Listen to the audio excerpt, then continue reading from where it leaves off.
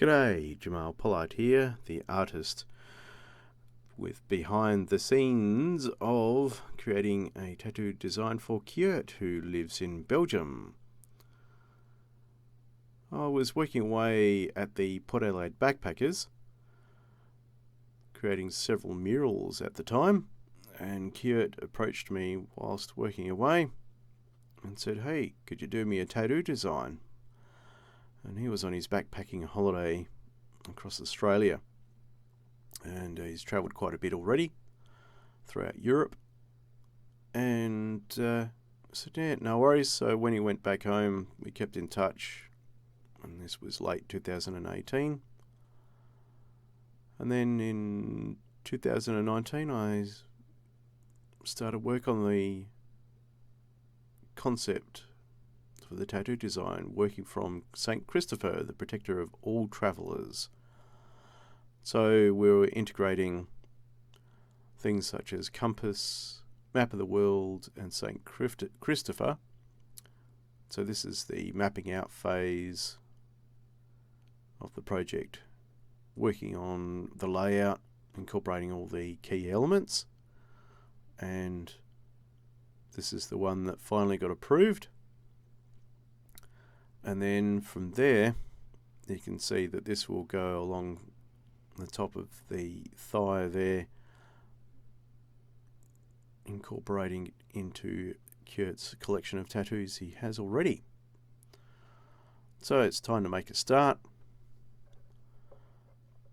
Using the original concept, I then map out the various stages.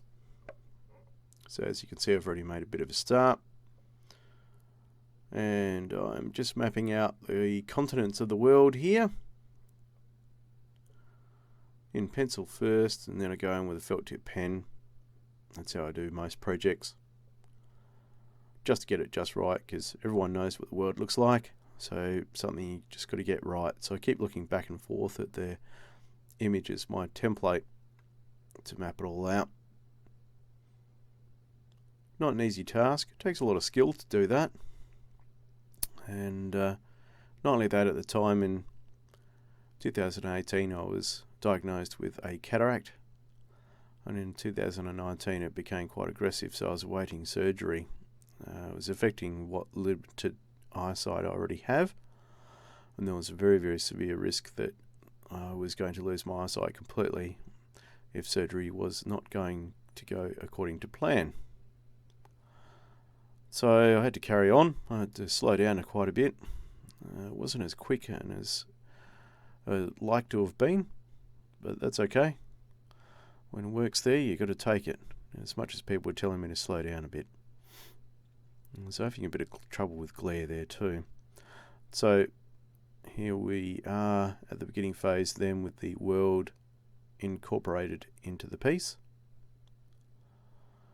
And now it's going in with a darker 6.0 felt tip pen. And this is a lot of work to do this and get it just right. Not an easy task, and I also put a bit of paper under my hand as well, so my hand doesn't react with the paper. It's an A3 size piece of paper. A bit of moisture from our hand can actually smudge the work. Just makes it easier to maneuver the hand around as well. And now a really good technique, common in 16th, 17th, and even up to early 20th century maps, creating a little bit of contrast by adding in where the ocean meets the continents. A lot of detail there, with a little bit of pen work and also then pencil work, and then it gets smeared a little bit just to create a blending technique. So you can sort of see that that's creating an interesting contrast, highlighting the continents.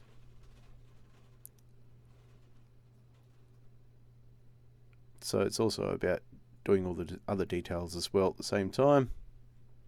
It was quite a lengthy process. creating this. Just keeping in mind that the world is an amazing place, and to travel from A to B to C, this is where somebody's memories is. So obviously the symbolism is quite important in this artwork. So I incorporated the St. Christopher. He's got control over everything on the traveller's shoulder as he guides the compass with his oar. There's an ode to it as well. Recommend looking that up. It's interesting. In a time frame when the gods were looking over our shoulders and protecting us. So you can see it's all starting to slowly come together. It's just those tiny little details, every step. I think I've spent something like about close to 80 to 90 hours on the project.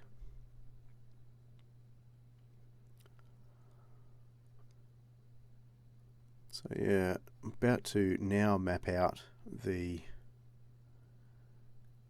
longitude and latitude for the piece, and I'm just easing off the pressure when it comes closer to the bottom where the figure and the compass and the seagull is.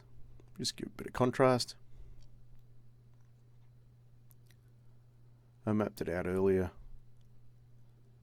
so I knew where to put the right pencil lines for the longitude and latitude. Now I'm going to add in a little bit of charcoal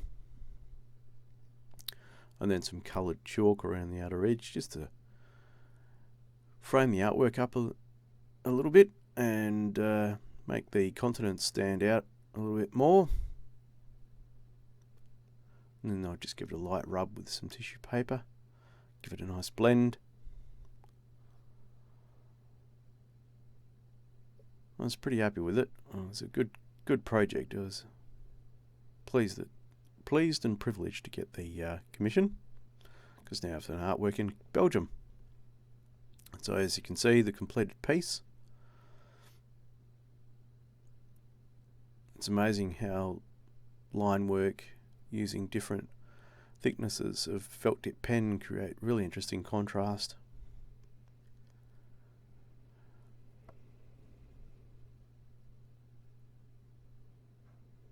And you can see that old school kind of style of incorporated map making from previous centuries. So thanks again, Kurt, for allowing me to be a part of this project, and may you have many safe travels around the world. And that's going to be pretty painful, having that on your thigh. So here I am, just to give you a representation of the challenges of living with a vision impairment. You can see that my eye needs to concentrate a lot just to focus on the camera. Living with macrophthalmos, which means it's a developmental issue of the eyes. I only have a very small slither at the top, which is peripheral vision on my left eye, and there's confirmation from my ophthalmologist. So may you have many safe travels across the world. I hope you get this tattoo done.